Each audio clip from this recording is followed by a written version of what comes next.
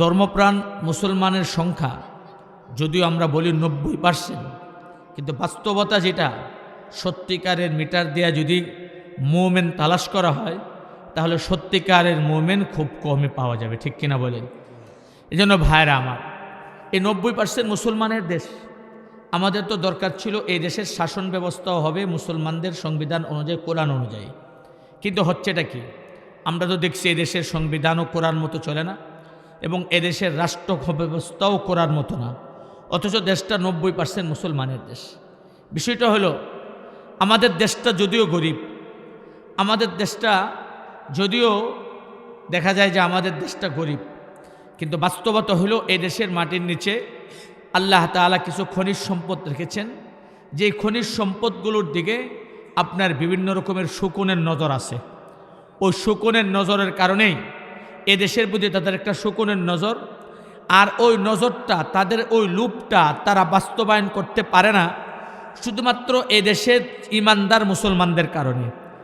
এই জন্য ওই সমস্ত শকুনরা বরাবরই চায় যে এদেশের রাষ্ট্র ক্ষমতায় যেন কোনো ইমানদার মুসলমান না আসে, এদেশের সংবিধান যেন কোরআনী সংবিধান না হয়, বরং এদেশের সরকার যেন তাদের বানানো পুতুল সরকার হয় এবং এদেশের রাষ্ট্র ব্যবস্থাপনা যেন তাদের দেওয়া পরামর্শ মতো চলে, যেন তারা তাদের মন খুশি মতো এই দেশ থেকে তারা তাদের স্বার্থ উদ্ধার করতে পারে, ঠিক কিনা বলেন? এই কারণেই তারা এদেশের প্রতি তাদের এই কোনো জোরে দুইটা কারণেই, একটা হলো এদেশের খনিজ সম্পদের দিকে, আর 2 নম্বর হলো তাদের খনিজ সম্পদ গ্রাস করার পিছনে বাধা হলো এদেশের ইমানদার জনতা। এই জন্য তারা করে কি? তারা এদেশে যারা রাজনীতি করে তারা তাদেরকে বুঝায় এবং এদেশের সাধারণ জনগণকে তারা বুঝায়। কি বুঝায়? বোঝা হলো এদেশের রাষ্ট্র ক্ষমতায় যদি ইসলাম আসে, এদেশে যদি ইসলামী বিচার ব্যবস্থা আসে, তাহলে এদেশে সংখ্যালঘুরা জুলুম নির্যাতনের শিকার হবে। এবং বুঝায় যে রাষ্ট্র ক্ষমতা যদি ইসলাম আসে তাহলে নারীরা ঘর থেকে বের হতে পারবে না, নারীদের অধিকার হরণ হয়ে যাবে। রাষ্ট্র ক্ষমতা যদি ইসলাম আসে তখন তারা বোঝায় যে দেশ পিছিয়ে পড়বে। কিন্তু বাস্তবতা হলো যেটা, সেটা হলো যে এদেশের রাষ্ট্র ক্ষমতা যদি ইসলাম আসে তাহলে এই 54 বছর আমরা যা দেখলাম, আমাদের রাষ্ট্র ক্ষমতায় একের পর এক দল এসেছে, কিন্তু আমরা এদেশের মানুষের ভাগ্যের পরিবর্তন দেখি নাই। তো আমরা কসম করে এবং হলফ করে বলতে পারি যে এদেশের মানুষের ভাগ্যের পরিবর্তন, এদেশ থেকে চাঁদাবাজি, সন্ত্রাস এবং খুন ধর্ষণ এগুলো বন্ধ হওয়ার একমাত্র ব্যবস্থা হলো এদেশের রাষ্ট্র ক্ষমতায় ইসলাম আসা এবং এদেশে ইসলাম অনুযায়ী দেশের রাষ্ট্র ক্ষমতা পরিচালিত হওয়া। এছাড়া আর যত তন্ত্রমন্ত্র আছে, ও সমস্ত তন্ত্রমন্ত্র দ্বারা এদেশ থেকে সন্ত্রাস চাঁদাবাজও মুক্ত করা যাবে না এবং এদেশ থেকে খুন খারাপে মুক্ত করা যাবে না এবং এদেশের মানুষের নাগরিক অধিকারও যথাযথভাবে দেওয়া যাবে না। আপনি দেখেন 24শে গণ অভ্যুত্থানের পর আমরা তো ভেবেছিলাম হয়তো এই দেশটা এখন আর এই দেশে খুন খারাপই হবে না। আমরা তো ভেবেছিলাম যে 16 বছরের ফ্যাসিস্ট বিদায় নিয়েছে, এখন আর হয়তো এদেশে কোনো চাঁদাবাজি হবে না, এই দেশে কোনো সন্ত্রাসী কার্যকলাপ হবে না, এই দেশে হয়তো কোনো খুন গুম হবে না। কিন্তু বাস্তবতা কি? আমরা বাস্তবতা কি দেখলাম? বাস্তবতা দেখলাম ওই 24শে গণ অভ্যুত্থানের পরে এদেশে খুনও বন্ধ হয় নাই, এদেশে গুমও বন্ধ হয় নাই, এদেশে দর্শনও বন্ধ হয় নাই, চাঁদাবাজিও বন্ধ হয় নাই এবং প্রশাসনের আপনার ঘুষ দুর্নীতি এগুলোও বন্ধ হয় নাই, ঠিক কিনা বলেন? কিভাবে, কেন বন্ধ হয় নাই? বন্ধ না হওয়ার কারণ একটাই, সেটা হলো বিপ্লুপ্ত হয়েছে, আমাদের সন্তানেরা রক্ত দিয়েছে, আমাদের ছেলেরা মেয়েরা রক্ত দিয়েছে, আমাদের ভাই বোনেরা রক্ত দিয়েছে, 1,500-এর অধিক শাহাদাত বরণ করেছে, আরও অনেকে আহত হয়ে পঙ্গুত্ব বরণ করে তার মানবতার জীবনযাপন করতেছে। কিন্তু তারপরেও কেন এদেশের মানুষের ভাগ্যের পরিবর্তন হয় নাই? তার একমাত্র বড় কারণ সেটা হলো যে একমাত্র কারণ হলো যে রক্ত তো দেওয়া হয়েছে, কিন্তু এই পরিবর্তন তো এসেছে, কিন্তু যতক্ষণ পর্যন্ত এদেশের বিচার ব্যবস্থার পরিবর্তন না হবে, যতক্ষণ পর্যন্ত এদেশের সংবিধান পরিবর্তন না হবে, যতক্ষণ পর্যন্ত এদেশে কোরআনী শাসন প্রতিষ্ঠা না হবে, ততক্ষণ পর্যন্ত বিপ্লবের পর বিপ্লব দ্বারাও এদেশের মানুষের ভাগ্যের পরিবর্তন হবে না। এই জন্য ভাইরা আমার, এই বাস্তবতাটা আমাদেরকে উপলব্ধি করতে হবে। পশ্চিমারা আমাদেরকে বোঝায় যে এই দেশে যদি ইসলামী বিচার ব্যবস্থা আসে তাহলে দেশে শান্তি আসবে না, কিন্তু বাস্তবতা হলো শান্তি দিতে পারে একমাত্র ইসলামী বিচার ব্যবস্থা। বর্তমান দেশের যে অবস্থা, এই অবস্থা জাহেলি যুগকে হার মানায়। জাহেলি যুগ বর্বর যুগ, যে যুগে রাসূল করিম সাল্লাল্লাহু আলাইহি সাল্লামকে আল্লাহ তাআলা পৃথিবীর মুখে প্রেরণ করেছিলেন, ওই যুগটা সম্পর্কে আমরা ইতিহাসে পড়ি, হাদিসে পড়ি। ওই যুগটা এতটাই বর্বর ছিল যে ওখানে মানুষের অধিকার বলতে কিছুই ছিল না। যার শক্তি তারই কি ছিল, যার জোর যার মুল্লুক তার, এটাই ছিল তাদের স্লোগান। যার ক্ষমতা যার জোর বাস তারই ক্ষমতা, এটাই ছিল তাদের স্লোগান। এবং দর্শন জিনা বেবিচার ব্যাপক আকারে মহামারী আকারে ছিল। কিন্তু সেই অবস্থা থেকে মুহাম্মদ রাসূলুল্লাহ সাল্লাল্লাহু আলাইহি সাল্লাম যখন কোরআনের বিধান নিয়ে আসলেন, মুহাম্মদ রাসূলুল্লাহ সাল্লাল্লাহু আলাইহি সাল্লাম যখন আল্লাহ প্রদত্ত কোরআনের বিধান দিয়ে তাদেরকে হেদায়েত দেওয়া শুরু করলেন, ফলাফল কি দাঁড়াইল? যে লোকগুলো ছিল বর্বর, যে লোকগুলো ছিল অসভ্য, যে লোকগুলোকে কোনো সভ্য সমাজ শাসন করতে রাজি ছিল না, সেই লোকগুলো এতটাই সোনার মানুষে পরিণত হয়েছে। ওই মানুষগুলো চলতো জমিনে, কিন্তু আরশ থেকে আল্লাহ তাআলা জিব্রাইলের মাধ্যমে নবীর কাছে ওহী পাঠায় দেয় যে আপনি অমুককে জান্নাতের সুসংবাদ শোনায় দেন। কিসের বদলতে? কোরআনের পরশে আসার বদলতে।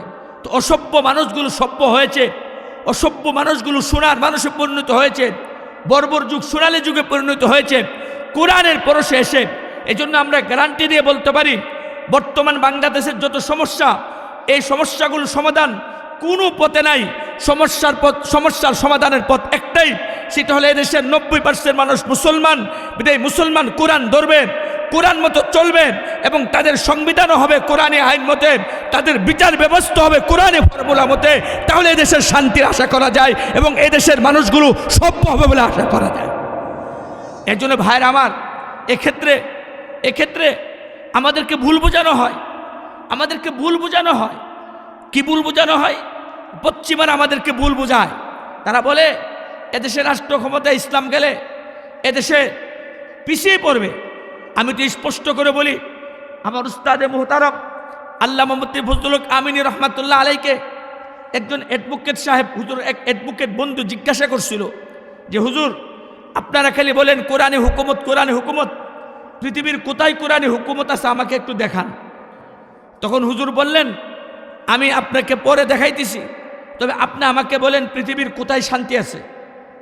এবার সে অ্যাডভোকেট সাহেব অনেক চিন্তা ভাবনা করে বলে, না, পৃথিবীর কোথাও তো কোনো শান্তি নেই।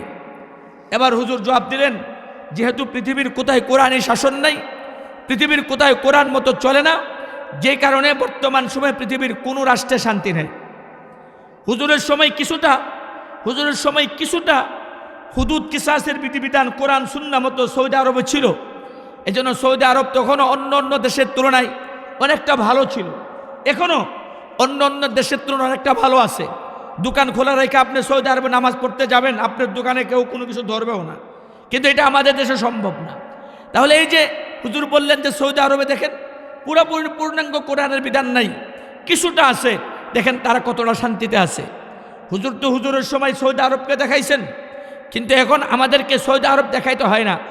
আফগানিস্তানের মোল্লারা, আফগানিস্তানের তালেবানরা আমাদেরকে চোখে আঙ্গুল দিয়ে দেখাই দিছে, দেখো কোরআনী শাসন এবং কোরআনী বিচার ব্যবস্থা যদি বাস্তবায়ন হয় পৃথিবীর মানুষ কতটা শান্তিতে থাকতে পারে, আমাদেরকে চোখে আঙ্গুল দিয়ে দেখাই দিছে। আফগানিস্তানে বর্তমান সরকার যখন ক্ষমতায় আসে, তখন আমাদের দেশের হলুদ মিডিয়াগুলো পত্রপত্রিকায় লেখালেখি শুরু করছে যে আফগানিস্তান অতি অল্প সময়ের ভিতরে দুর্ভিক্ষ দেখা দিবে, অনেক মানুষ না খেয়ে মারা যাবে। কোনো একটা যুদ্ধ বিধ্বস্ত দেশে দুর্ভিক্ষ দেখা দেওয়াটাই স্বাভাবিক। যেমন আমাদের বাংলাদেশ, বাংলাদেশ 9 মাস স্বাধীনতা যুদ্ধ করছে। স্বাধীনতা যুদ্ধের 9 মাস পরে যখন এদেশে সরকার গঠন, এদেশের মুজিব সরকার ক্ষমতায় আসছে, তখন মুরব্বীরা জানেন, আমরা মুরব্বীদের কাছ থেকে শুনেছি, স্বাধীনতার পরে এদেশে এতটাই অভাব দেখা দিয়েছিল যে মানুষ এতটাই অভাবে ছিল, ক্ষুধার খাবারের অভাবে, পেটের ক্ষুধায় অবস্থা এমন হইতো যে একজনে বমি করত, আরেকজনে সেই বমি চেটে চেটে খাইতো। রেল স্টেশন, বাস স্টেশন এমন অনেক দেখা গেছে যে কোনো রুগী বমি করছে আর আরেকজন ক্ষুধার জ্বালায় সে বমিটা চেটে চেটে খাইছে।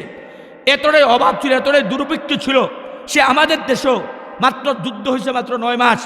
9 মাস যুদ্ধের পরে এতটা যদি অভাব হয় দেশে, তাহলে আফগানিস্তান তো 9 মাস না, 9 মাস না, 9 বছর না, আফগানিস্তান সে দীর্ঘ 35 বছর পর্যন্ত বিশ্বের পরাশক্তি রাশিয়া এবং বিশ্বের পরাশক্তি আমেরিকার সাথে যুদ্ধ করেছে। যুদ্ধ করে তারা যখন রাষ্ট্র ক্ষমতায় এসেছে, তখন পত্রপত্রিকাগুলো লেখা শুরু করেছে, হলুদ মিডিয়াগুলো, আফগানিস্তানে দুর্ভিক্ষ দেখা দেবে। কিন্তু আমরা কি দেখলাম? আল্লাহ পাকের অশেষ মেহেরবানি, আফগানিস্তানে তো দুর্ভিক্ষ দেখা দেয় নাই, কোনো মানুষ না খায় মরে নাই, বরং অল্প কিছুদিনের ব্যবধানে আফগানিস্তান একটা স্বনির্ভর দেশে পরিণত হয়েছে এবং আফগানিস্তানের মুদ্রার মান বিশ্বের মাঝে সবচেয়ে সর্বোচ্চ স্থান অধিকার করেছে। তাহলে এখন আসেন, এটা তো পত্রপত্রিকার রিপোর্ট। আমেরিকার বর্তমান প্রেসিডেন্ট ট্রাম্প বলে, আমার বুঝে আসে না যে আফগানিস্তান তাদের এত রিসোর্স কম, তাদের তুলনায় আমাদের কত রিসোর্স, কিন্তু তারপরও আফগানিস্তান কিভাবে এতটা অগ্রগামী হচ্ছে এটা আমাদের বুঝে আসে না। আমি তাদেরকে বলবো, তোমাদের তো বুঝে আসবে না, কারণ তোমরা তো চোখে রঙিন চশমা দিয়ে রাখছো, আর তোমরা তো সত্য বুঝো, সত্যটাকে তোমরা মিথ্যা দিয়ে ডাকতে চাও। তোমরাও জানো, তোমরাও বুঝো যে পৃথিবীর মানুষের শান্তি নির্ভর করে কোরআনী শাসন এবং কোরআনী বিচার ব্যবস্থার উপর, কিন্তু তোমরা মানুষকে ধোঁকা দিয়া মানুষের উপর সে তোমাদের গণতন্ত্র চাপাই দিচ্ছ আর বলতেছো গণতন্ত্রের মধ্যে শান্তি, কিন্তু পৃথিবীর কোথাও এই গণতন্ত্র শান্তি দিতে পারে নাই। কিন্তু তোমরা তোমাদের সেই গলার জোরে তোমরা কোরআনী হুকুমতের বিরুদ্ধে কথা বলো, তোমরা আর বলো যে আমাদের বুঝে আসে না। বুঝে কীভাবে আসবে?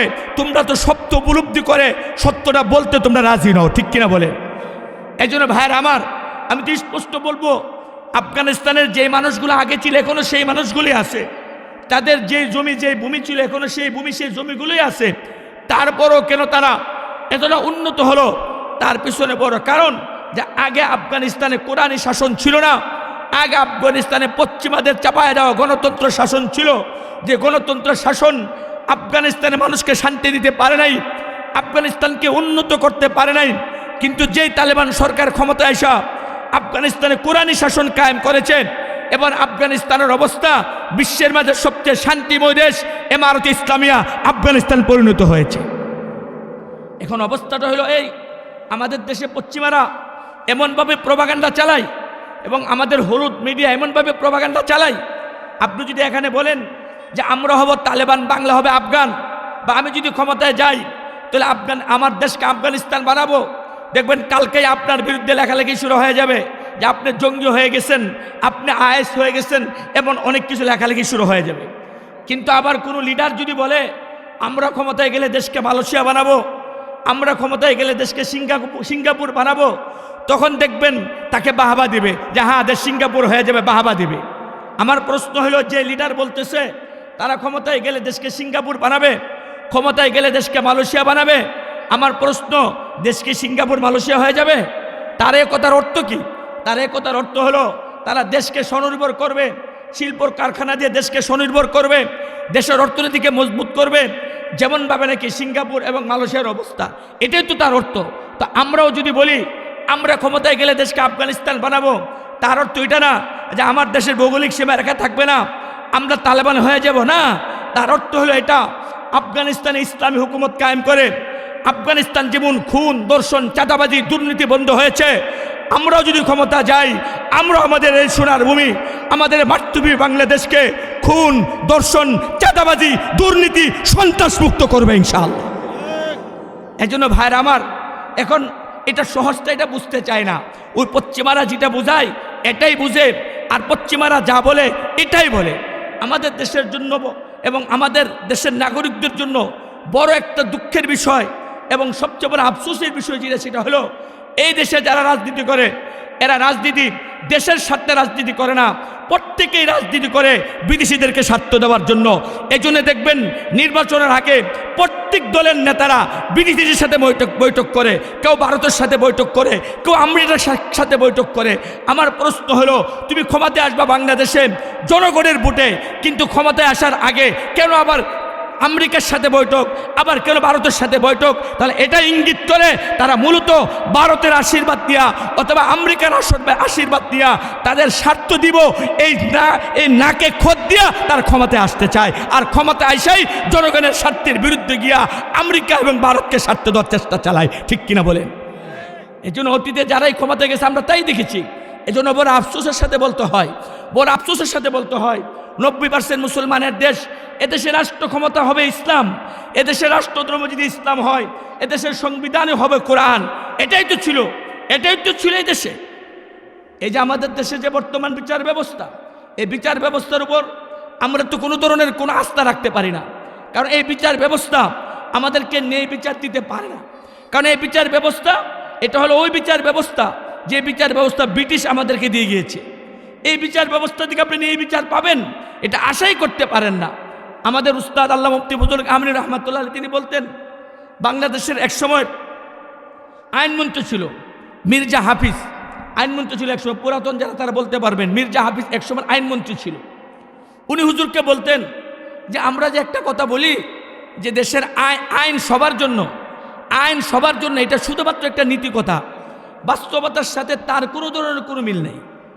আইনমন্ত্রী নিজে বলতেছে যে বাস্তবতার সাথে তার কোনো মিল নেই, এবং উনি বলেন বাস্তবতার সাথে মিল নাই, আবার উনি নিজে ব্যাখ্যা করেন। তো শুনেন, এই যে বিচার ব্যবস্থা আমাদের, এই বিচার ব্যবস্থার অবস্থা হলো এমন যে এই বিচার ব্যবস্থায় যদি কেউ মামলা করে তাহলে যদি বাদী বিবাদী দুজনেই, বাদী বিবাদী, যদি বাদী গরিব হয় তাহলে সে ধ্বংস, যদি বিবাদী গরিব হয় তাহলে বিবাদী ধ্বংস, আর যদি বাদী বিবাদী দুজনেই গরিব হয় তাহলে দুজনেই ধ্বংস, আর যদি বাদী বিবাদী দুজনেই ধনী হয় তাহলে সেই ক্ষেত্রে আইনি ধ্বংস। কারণ এই বিচার ব্যবস্থাটাই এমন, এক্ষেত্রে আইনি ধ্বংস।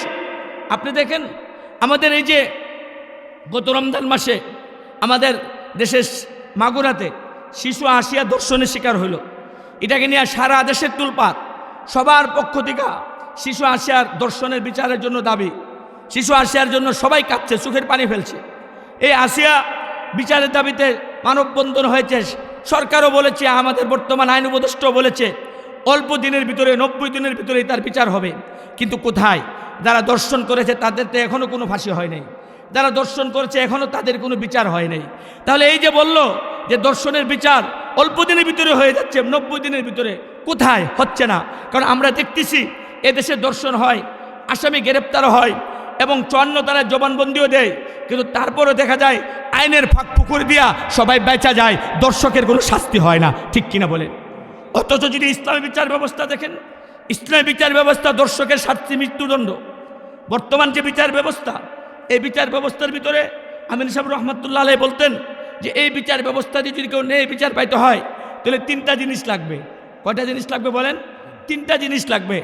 এক নম্বর হলো এই বিচার ব্যবস্থা থেকে ন্যায় বিচার পাইতে হলে তাকে হযরত নূহ আলাইহিস সালামের মতো হায়াত পাইতে হবে। কারণ এই বিচার ব্যবস্থা মামলা করবে ছেলে, বাবা মামলা করবে, যে মামলা করবে তার নিজের আমলও তো রায় পাবে না, তার ছেলের আমলও রায় পাবে না। যদি ভাগ্য ভালো থাকে তাহলে নাতির আমলে গিয়ে মামলা রায় পাইতে পারে, ঠিক কিনা বলেন? এই তো আমাদের দেশের বিচার ব্যবস্থা। গত কয়েকদিন আগে আমার চান্দিনা মাদ্রাসায় এক লোক আসছে, আমার মহাব্বতের দাওয়াত করছে, আসছে। খাওয়া দাওয়া শেষ হওয়ার পরে তার সাথে আরেকজন লোক আসছে, তারই সে লোক খুব তাড়াহুড়ো করতেছে চলে যাওয়ার জন্য। আমি বললাম এত তাড়াহুড়ো করতেছেন কেন? আসছেন হলো আমাদের সুবাতে, একটু বসেন। সে বলে হুজুর 60 বছর যাবৎ একটা মামলা চলতেছে, আজকে এই মামলাটার ব্যাপারে উকিলের সাথে একটু কথা বলবে, একটা লোক আসবে, একটু কথা বলতে হবে, এই জন্য হুজুর তাড়াহুড়া করতেছি। আমি তাকে বললাম এই মিয়া তোমার বয়স কত? হুজুর আমার বয়স জিজ্ঞাসা করেন না, এ মামলা করছে আমার দাদা, দাদা মামলা করে দাদা দুনিয়ার থেকে চলে গেছে, আমার বাবা এই মামলা পাইছে, এখন বাবাও বার্ধক্য উপনীত হয়েছে, এখন আমি বাবার ছেলে, এখন আমি দাদার যে মামলা করছে তার নাতি, এখন আমি হুজুর মামলা পাইতেছি। হুজুর আমার বয়সও 35-40। বলেন তো, দাদা মামলা করছে, বাবাও মামলা পাইছে, এখন ছেলের আমলও আসে, রায় হচ্ছে না। এটা হলে বর্তমান বিচার ব্যবস্থা। কিন্তু ইসলাম বিচার ব্যবস্থা কি? ইসলামী বিচার ব্যবস্থা হলো আপনি মামলা হবে সকালে, দুপুরবেলায় আদালত বসবে, যদি নির্দোষ হয় তাহলে তাকে খালাস দিয়ে দিবে, আর যদি সে কেউ হয় দোষী হয় তখন বিকালবেলায় তার উপর রায় কার্যকর হয়ে যাবে। এটা হলে ইসলামী বিচার ব্যবস্থা। আমি বলতেছিলাম দর্শন, রাসূল সাল্লাল্লাহু আলাইহি ওয়াসাল্লামের যুগে এমন কিছু কিছু ঘটনা ঘটছে। এখন প্রশ্ন করবেন হুজুর রাসূলের যুগে দর্শনের ঘটনা ঘটছে? হ্যাঁ ঘটছে। কেন ঘটছে? এটার অনেক কারণ। তার মধ্যে একটা বড় কারণ হলো দর্শকদের শাস্তি কি সেটা বাস্তবায়ন করে দেওয়ার জন্য আল্লাহ তাআলা তার হিকমতের তাগাদায় রাসূলের যুগেও কিছু দর্শনের ঘটনা ঘটাইছেন, যেন রাসূল দর্শকের শাস্তিটা বাস্তবায়ন করে যেতে পারেন। এবার কি হলো দেখেন, রাসূলের যুগে একজন মহিলা সাহাবী ঘর থেকে বের হয়েছে মসজিদে যাবে নামাজ পড়তে, রাস্তার মাঝে এক লোক দইরা, এক যুবক হাতে দইরা ওনার সাথে দর্শন করছে, ওনার ইজ্জত হরণ করছে, দর্শন করছে। যে জোর করে তাকে দর্শন করছে, দর্শন করে যখন সে উঠে চলে যাচ্ছে তখন ওই মহিলাটা চিৎকার দিছে। চিৎকার দেওয়ার পর লোকজন জমা হয়েছে। লোকজন জমা হওয়ার পর মহিলা বলতেছে এই যে অমুক অমুক আমার সাথে এমন অপকর্ম করছে। তো লোকেরা সবাই তাকে ধরে ফেলছে, ধরে রাসূলের কাছে নিয়ে আসছে।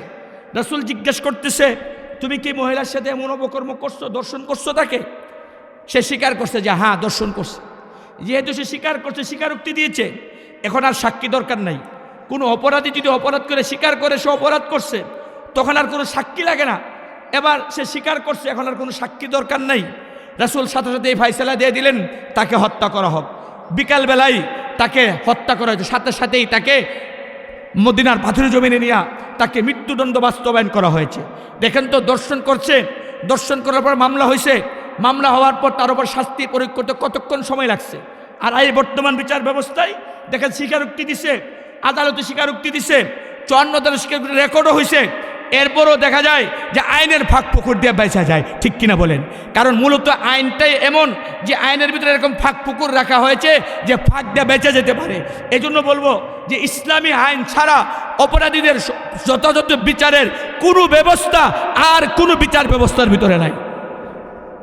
দেখেন রাসূল করিম সাল্লাল্লাহু আলাইহি ওয়াসাল্লামের যুগে, রাসূল সাল্লাল্লাহু আলাইহি ওয়াসাল্লামের যুগে যে বিচার ব্যবস্থা ছিল, ওই বিচার ব্যবস্থা এটা হলো সবচেয়ে নিরপেক্ষ বিচার ব্যবস্থা। আমাদের বর্তমান যে বিচার ব্যবস্থা, এই বিচার ব্যবস্থার ভিতরে নিরপেক্ষতা নাই। এই জন্যই তো আমরা দেখি যে দল ক্ষমতা যায়, আদালতের বিচারক তাদের পক্ষেই কথা বলে। দেখা যায় আওয়ামী লীগ যখন ক্ষমতায় ছিল, তখন বিএনপির সবার বিরুদ্ধে মামলা, সবাই দুর্নীতিবাজ। আবার যখন বিএনপি ক্ষমতায়, দেখবেন আওয়ামী লীগের সবাই দুর্নীতিবাজ। তাহলে বোঝা গেল কেউই ভালো না। তাহলে দেখা যায় ওই আদালত একবার দেখা যায় আওয়ামী লীগের পক্ষে রায় দিয়ে দেয়, তারা খালাস। আবার দেখা যায় বিএনপির পক্ষে রায় দিয়ে দেয়, তারা খালাস। আমার প্রশ্ন এই জায়গায়, ক্ষমতায় থাকলে সবাই নির্দোষ, ক্ষমতায় থেকে চলে যাওয়ার পর সবাই দোষী। এখানে বোঝায় যে বিচার ব্যবস্থা নিরপেক্ষ না, ঠিক কিনা বলেন? অথচ ইসলামের বিচার ব্যবস্থা কতটা নিরপেক্ষ দেখেন। হযরত আলী রাদিয়াল্লাহু তাআলা আনহু যখন খলিফাতুল মুসলিমিন, হযরত আলী যখন খলিফাতুল মুসলিমিন, একসময় ওনার অস্ত্রটা হারিয়ে গেছে, চুরি হয়ে গেছে। উনি এক ইহুদির কাছে ওনার অস্ত্রটা দেখলেন, ওনার অস্ত্রটা ইহুদির হাতে। দেখে ইহুদিকে বলেন, এইটা তুমি কোথায় পেলে? এটা তো আমার অস্ত্র। ইহুদি বলে, না এটা আমার। হযরত আলী খলিফাতুল মুসলিমিন ইচ্ছা করলে জোর খাটায়া পুলিশ দিয়া উনি তার থেকে অস্ত্রটা এমনি নিয়ে নিতে পারেন, কিন্তু উনি তো আইনের প্রতি শ্রদ্ধাশীল। উনি খলিফাতুল মুসলিমিন হয়েছে, কি হয়েছে? আদালতের কাছে খলিফাতুল মুসলিমিনের যে দাম, একজন সাধারণ নাগরিকেরও সেই দাম। এজন্য উনি হযরত আলী রাদিয়াল্লাহু তাআলা আনহু আদালতে মামলা করলেন যে আমার অস্ত্রটা হারিয়ে গেছে, আমি ইহুদির কাছে দেখছি, ওই ইহুদির কাছে আমি অস্ত্রটা দেখছি, এটা আমার অস্ত্র। উনি যখন এইভাবে আদালতে মামলা দিলেন, আদালতে মামলা দেওয়ার পর আদালতের বিচারক বাদী বিবাদী দুজনকে ডাকলেন। বাদী হলো হযরত আলী আর বিবাদী হলো ইহুদি। এবার আদালত বাদীকে জিজ্ঞাসা করে, আপনি যে মামলা দিলেন, আপনার আর্জিতে লিখছেন যে আপনার অস্ত্রটা ওই ইহুদির কাছে দেখছেন, এটা আপনার অস্ত্র। এই ক্ষেত্রে আপনার কি কোনো সাক্ষী প্রমাণ আছে? আপনার কি কোনো সাক্ষী আছে? হযরত আলী রাদিয়াল্লাহু তাআলা খলিফাতুল মুসলিমিন তিনি বলেন, হ্যাঁ আমার কাছে সাক্ষী আছে 2 জন। কারণ ইসলামী বিচারকে যে কোনো মামলার রায়ের জন্য 2 জন সাক্ষী লাগবে। এখন 2 জন সাক্ষী আছে আমার কাছে, 2 জন সাক্ষী। বিচারক বলেন আপনার সাক্ষী কে কে? এবার হযরত আলী বললেন, তিনি খলিফাতুল মুসলিমিন, তিনি বলেন আমার 2 জন সাক্ষী, একজন হলো আমার আজাদকৃত গোলাম আর আরেকজন হলো আমার ছেলে হাসান ইবনে আলী। যেই বললেন ওনার একজন সাক্ষী, ওনার ছেলে হাসান ইবনে আলী। এবার হযরত আলী রাদিয়াল্লাহু তাআলা আনহু বললেন, শুনেন। আর বিচারক বললেন যে আপনার ব্যাপারে আপনার আজাদকৃত গোলামের সাক্ষী গ্রহণযোগ্য, কিন্তু ইসলামী শরীয়ত বলে, ইসলামী আইন বলে যে বাবার পক্ষে ছেলের সাক্ষী গ্রহণযোগ্য না। বিধায় আমি আপনার ব্যাপারে আপনার আজাদকৃত গোলামের সাক্ষী গ্রহণ করতে পারি, কিন্তু আপনার ছেলের সাক্ষী আপনার পক্ষে গ্রহণ করতে পারি না। যেহেতু আপনার 2 জন সাক্ষী, একজন সাক্ষী সে নাকচ হয়ে গেছে, আর এখন সাক্ষী আছে একজন, আর এক সাক্ষী দিয়ে কোনো মামলা চলে না, বুঝে মামলা এখানেই ডিসমিস। একটু চিন্তা করে দেখেন, খলিফাতুল মুসলিমিন মামলা করেছে, আর খলিফাতুল মুসলিমিনের রায়টা বিচারক কিভাবে দিয়েছে, কতটা নিরপেক্ষ বিচার ব্যবস্থা ছিল ইসলামী বিচার ব্যবস্থা। কিন্তু আমাদের বর্তমান বিচার ব্যবস্থা কি এতটা নিরপেক্ষ? না। দেখা যায় যে ক্ষমতায় তার পক্ষে আদালত রায় দেয়, ক্ষমতার বাইরে গেলে তার বিপক্ষে রায় দেয়। না, ইসলাম বলে ক্ষমতায় থাকুক, মসনদের একবার ক্ষমতার সর্বোচ্চ শিখরে থাকুক, ইসলামের বিচার ব্যবস্থায় কোনো ধরনের কোনো পক্ষপাতিত্ব চলে না। এবার দেখেন আদালত যখন মামলাকে ডিসমিস করে দিল, এবার মামলাকে ডিসমিস করে দেওয়ার পর এবার হযরত আলী তো আদালত থেকে বের হয়ে যাচ্ছেন, এখন ওনার কাছে আর কোনো সুযোগ নাই, চলে যাচ্ছেন। এমতো অবস্থায় ইহুদি আগায় আসছে, যে ইহুদি চুর সে আগায় আসছে। সে আগায় আইসা হযরত আলী রাদিয়াল্লাহু তাআলার পায়ে পড়ে গেল। আলীকে বলল যে আমি আসলেই অস্ত্রটার মালিক, আমি এটা চুরি করেছি, আমি আপনার অস্ত্রটাকে আপনাকে আমি ফেরত দিয়ে দিলাম। এই ফেরত দিয়ে দিলাম, এটা 1 নম্বর। আর 2 নম্বর বলতেছে, যেই বিচার ব্যবস্থা, যে ইসলাম এতটা নিরপেক্ষ যে আমিরুল মুমিনিনের বিপক্ষ হওয়ার পরও আমিরুল মুমিনিনের পক্ষ শরীয়ত কোনো ধরনের পক্ষপাতিত্ব দেখায় নাই, তার বিপক্ষে রায় দিতে পারে, ওই ইসলাম অবশ্যই সত্য ধর্ম। বিধায় আমাকে এখনই আদালত প্রাঙ্গণে আমাকে কালিমা পড়ে মুসলমান বানায় নেয়। দেখেন, ইসলাম আল ইসলাম ইয়ালু আলা ইউলা, ইসলাম তো বিজয় হওয়ার জন্য আসছে, কিন্তু আমরা মনে করি গুজামিল দিয়ে আমরা ইসলাম কায়েম করব। শুনেন, গুজামিলের দ্বারা ইসলাম কায়েম হবে না, হিকমত আর কৌশলের দ্বারা না, বরং সত্যের উপর থাকার দ্বারাই ইসলাম প্রতিষ্ঠিত হবে। ঠিক কিনা বলেন? এই জন্য ভাইরা আমার, আমাদের মাঝে অনেকে আছে, তারা মনে করে কৌশল, তারা মনে করে গুজামিল দিয়ে ইসলাম কায়েম করবে। না, মিথ্যা বলে। আর গুজামিল দিয়ে ইসলাম কায়েম করা যাবে না। ইসলাম প্রতিষ্ঠা করতে হলে আপনাকে সত্যের উপর থাকতে হবে, এবং আপনার বিপক্ষে গেলেও আপনাকে সত্যটাই বলতে হবে। দেখেন, ইংরেজ আমলে ভারতে একটা জায়গা নিয়ে এক হিন্দু আর এক মুসলমানের মাঝে দ্বন্দ্ব। হিন্দু বলে জায়গাটা তার, মুসলমান বলে জায়গাটা তার। এবার এটা নিয়ে আদালতে মামলা হয়েছে, ইংরেজদের আদালতে। বিচারক ইংরেজ, সে ইংরেজ আদালতে মামলা হয়েছে। এবার ইংরেজ আদালতে বিচারক, এটার তারিখ হচ্ছে, শুনানি হচ্ছে। এক পর্যায়ে ওই মুসলমান দেখলো বিষয়টা, সে একা লড়তেছে। সে চিন্তা করলো এটার সাথে আমার পুরো মুসলিম জাতিকে নিয়ে নেওয়া দরকার। সে কৌশল করে ঘোষণা দিয়ে দিল, এই জায়গাটা যদি আমার পক্ষে আদালতে রায় দেয়, তাহলে আমি এখানে একটা মসজিদ বানাবো। আর মুসলমান তো মসজিদের নাম শুনলে দুর্বল হয়ে যায়। এবার যখন সে বলছে এখানে মসজিদ বানাবে, অন্য অন্য সব মুসলমানরা বললো যেটা তো আমাদের এখন জাতীয় বিষয় হয়ে গেছে, দিনই বিষয় হয়ে গেছে, এটার জন্য এখন আমরা সবাই আসি এর পিছনে। এদিকে হিন্দুও দেখলো জারি, হেতু একটা চালাকি করছে। এখন হিন্দুও চালাকি করে কয়, যদি আদালত যদি এই জায়গাটা আমার পক্ষে রায় দেয়, তাহলে আমি এখানে একটা মন্দির বানাবো। এখন দেখা গেল মামলাটা ছিল একজন হিন্দু আর একজন মুসলমানের মাঝে, এখন এটা হয়ে গেছে মুসলিম জাতি আর হিন্দু জাতির মাঝে। আদালত যেদিন রায় দিবে, এদিন দেখা যায় দুনো পক্ষ উত্তপ্ত, উভয় পক্ষের লোকজন উপস্থিত। বিচারক বিচক্ষণ, বিচারক দেখলেন এই অবস্থায় যেদিকেই রায় দেওয়া হয় একটা গণ্ডগোল হওয়ার সম্ভাবনা।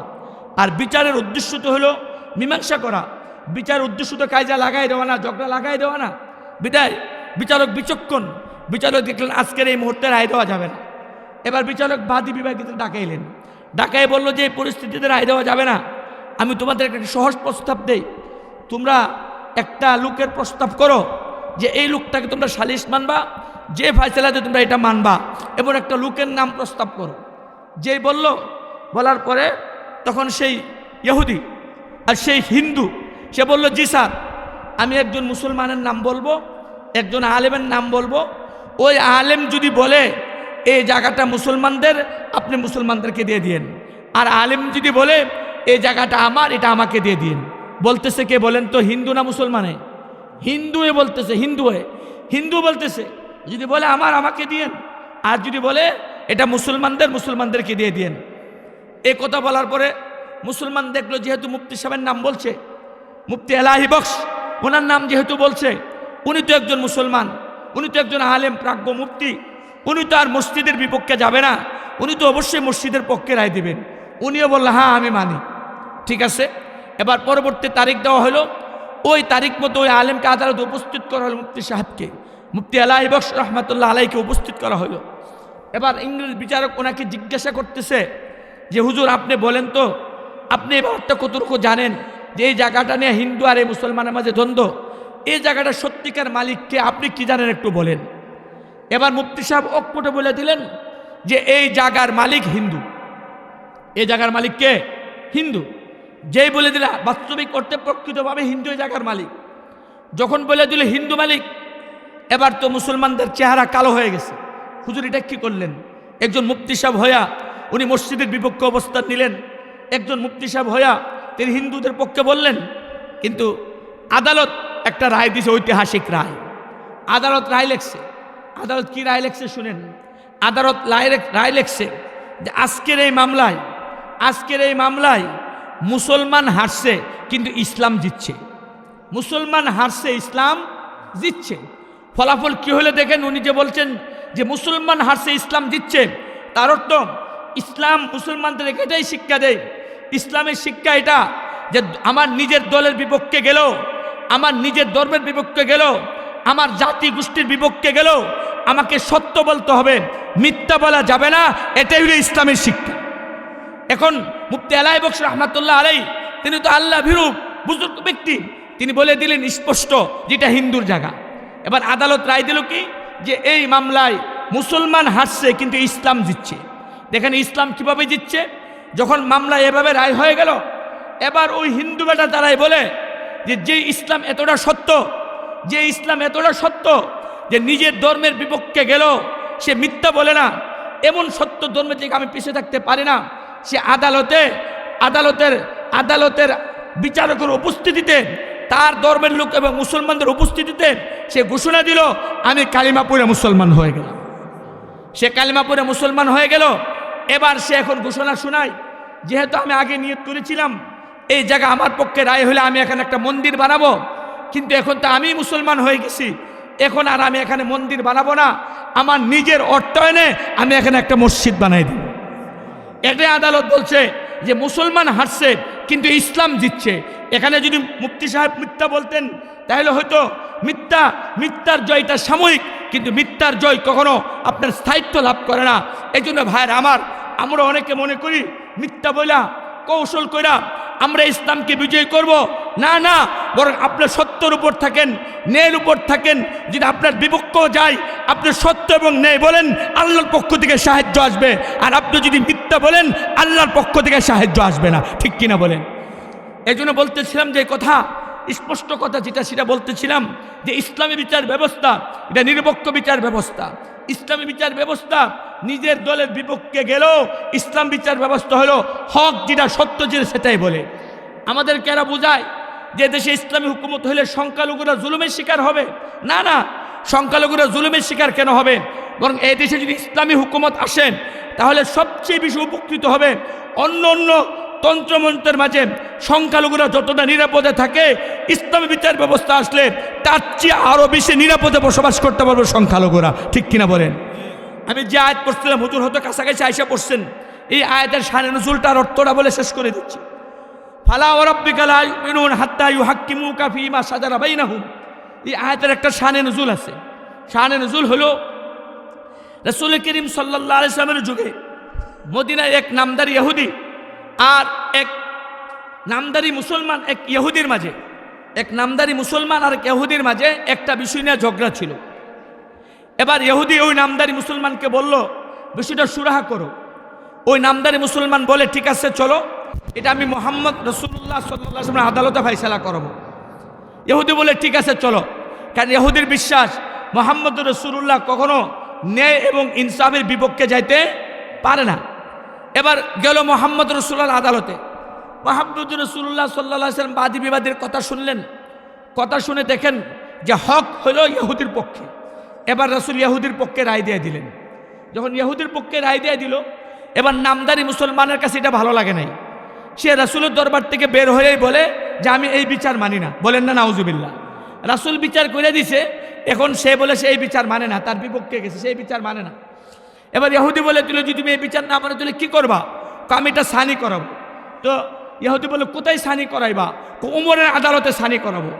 এবার ইহুদি বলে, ঠিক আছে চলো। তার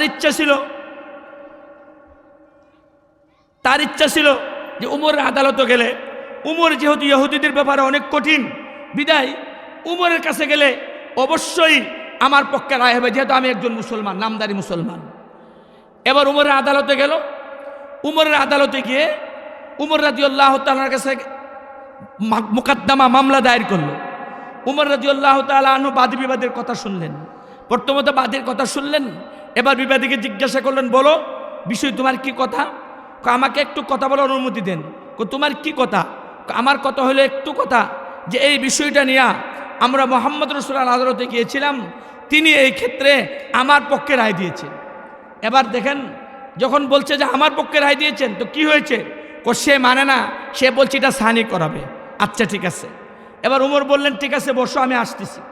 এই কথা বলে তিনি ভিতরে ঢুকলেন, উন্মুক্ত একটা তরবারি নিয়ে আসলেন। উন্মুক্ত তরবারি নিয়ে এসে এবার সেই ইহুদিকে বললেন তুমি একটু দূরে যাও, তাকে দূরে সরাইলেন। দূরে সরাইও নামদারি মুসলমানকে বললেন তুমি একটু কাছে আসো। এবার কাছে আসার পরে উনি উন্মুক্ত তরবারি নিয়ে এক কুবে তার কল্লাটা আলোক করে ফেললেন আর বললেন মোহাম্মদ রসুল্লাহর বিচারের পরে যে আবার সানি করানোর জন্য উমরের আদালতে আসে, যে মোহাম্মদ রসুল্লাহর বিচার মানে না, তার বিচার উমরের আদালতে এছাড়া আর অন্য কোনো কিছু হতে পারে না। এই জন্য ভাইয়ের আমার, তো ওখানে আল্লাহ কোরআনের আয়াত নাযিল করে বলেন ফালা ওয়া রাব্বিক, আল্লাহ তোমার রবের কসম, ফালা ওয়া রাব্বিক, না না তোমার রবের কসম, লা ইউমিনুন, ততক্ষণ পর্যন্ত মুমিন হবে না যতক্ষণ পর্যন্ত মোহাম্মদ রসুল্লাহকে তোমাদের মধ্যকার ঝগড়ার ক্ষেত্রে সালিশ মাইনা মোহাম্মদ রসুল্লাহ যে বিচার করে এই বিচারকে যথাযথভাবে মেনে না নিবা তোমরা কেউ পরিপূর্ণ মুমিন হতে পারবা না। এই জন্য ভাইয়ের আমার, আমাদেরও কথা স্পষ্ট, শেষ কথা হুজুর এসে পড়ছেন যে আমরা যতক্ষণ পর্যন্ত মোহাম্মদ রসুল্লাহর বিচার ব্যবস্থাকে আমরা আমরাইন লান তাদিল্লু মা তামাসসাকতুম বিহিমা কিতাবাল্লাহ ওয়া সুন্নাত রাসূলিহি آمنت بالله صدق الله مولانا العظيم وصدق رسوله النبي الكريم ونحن على ذلك من الشاهدين والشاكرين سبحانك لا علم لنا إلا ما علمتنا إنك أنت العليم الحكيم سبحانك لا علم لنا إلا ما علمتنا إنك أنت العليم الحكيم سبحانك لا علم لنا إلا ما علمتنا إنك أنت العليم الحكيم। সকলেই মহাব্বতের সাথে দুরূদ শরীফ পড়ি। আল্লাহুম্মা সাল্লি আলা মুহাম্মাদ ওয়া আলা আলি মুহাম্মাদ কামা সাল্লাইতা আলা ইব্রাহিম ওয়া আলা আলি ইব্রাহিম ইন্নাকা হামিদুম মাজিদ। اللهم بارك على محمد وعلى آل محمد كما باركت على إبراهيم وعلى آل إبراهيم إنك حميد مجيد। খাজানগর বাইতুন নূর জামে মসজিদের উদ্যোগে আয়োজিত চতুর্থ বার্ষিক ইসলামী মহাসম্মেলনের মুহতারাম সভাপতি, উপস্থিত মুআজ্জাজ মুকাররাম হযরত উলামায়ে কেরাম, সম্মুখপানে উপস্থিত অত্র এলাকার সর্বস্তরের দিনী ভাইরা, বুড়া ভাবারা, যুবক ভাইরা, মাহফিলের মাইকের আওয়াজের দিকে কান পেতে বসে থাকা আমার পরম শ্রদ্ধা পর্দানিসীন মা ও বোনেরা, মহান আল্লাহ রাব্বুল আলামিনের দরবারে অসংখ্য গুণিত শুকরিয়া যে তিনি অত্যন্ত দয়া করে মায়া করে আমাদেরকে শীতের রাতে ইসলামী মহাসম্মেলনে আসার বসার, উলামাদের সুহবতে কিছু দ্বীনি কথা বলার এবং শোনার তৌফিক দিয়েছেন। এজন্য মহান রবের দরবারে শুকরিয়া আদায় করে বলি আলহামদুলিল্লাহ। আজকের এই মাহফিলের যিনি প্রধান অতিথি, মুনাজিরে আজম, মুনাজিরে জমান, খতিব আজম শাইখুত তাফসীর আল্লামা নুরুল ইসলাম অলিপুরি দাউদ বরকাতুল আলিয়া অল্পক্ষণের মাঝে স্টেজে উপস্থিত হবেন ইনশাআল্লাহ। তবে আমাকে তো মাহফিল কর্তৃপক্ষ যেভাবে বলেছিল যে হুজুর আসলে মাহফিলে লোকারণ্য হবে, কিন্তু উপস্থিতি তেমন মনে হচ্ছে না। আমি ভয় পাচ্ছি হজরত আসলে হজরত আবার মনে কষ্ট পান কিনা। এই জন্য মাহফিল কর্তৃপক্ষকে বলবো, এলাকাবাসীকে বলবো, যারা কাছাকাছি আছেন হুজুর আসার আগেই মাহফিলের পরিবেশটাকে একটু সুন্দর করেন। আল্লাহ তাআলা যেন একজন আলেমের কদর করার, একজন বড় ব্যক্তিকে কদর করার মতো তৌফিক আল্লাহ তাআলা আমাদেরকে দান করেন, বলেন আমিন। ভাইরা আমার, রাত্র খুব বেশি হয় নাই, খুব অল্প রাত্র, 10টা, খুব বেশি না। আর মাহফিলে একটু শীত বেশি, তো শীতে তো আমরা অন্য অন্য কাজও করি। আগামীকালকে সকালে আপনাদের নবীনগর বাজারে মাছ পাওয়া যাবে না? মাছ পাওয়া যাবে তো মাছ কিভাবে ধরবে? শীত লাগবে না তার? জেলে শীত লাগবে না? তো জেলে যদি মাছ ধরার জন্য শীতকে উপেক্ষা করতে পারে, তাহলে আমি কি আল্লাহ এবং আল্লাহ রাসূলকে খুশি করার জন্য, একজন আহলে ইলম আল্লাহওয়ালা ব্যক্তির বয়ান শোনার জন্য একটু শীত উপেক্ষা করতে পারবো না ইনশাআল্লাহ? যেন আল্লাহ তাআলা আমাদেরকে সেভাবে তৌফিক দান করেন, বলেন আমিন। ভাইরা আমার, সময় অল্প সময় কয়েকটা কথা আপনাদের সামনে বলা। আমি আপনাদের সামনে কোরআনে কারিমের একখানা আয়াতে কারিমা তেলাওয়াত করেছি। রসুল করিম সাল্লাল্লাহু আলাইহি ওয়াসাল্লামের অসংখ্য গণিত হাদিস থেকে একখানা হাদিস আপনাদের সামনে পাঠ করেছি। আল্লাহ যদি তৌফিক দেন আয়াতে কারিমা এবং হাদিসে রাসূলের আলোকে আপনাদের সামনে কিছু কথা বলবো। ভাইরা আমার, প্রথম কথা আপনাদের সাথে সেটা হলো যে আমাদের এই দেশ এটা 90% মুসলমানের দেশ। আমরা গর্ব করি যে এই দেশের মানুষ 90% মুসলমান, এটা আমরা গর্ব করি। এবং আমরা এটাও গর্ব করি যে এই দেশের মানুষ ধর্মপ্রাণ, এটাও আমরা দাবি করি। কিন্তু বাস্তবতা হলো সেটা হলো যে আমাদের এই দেশে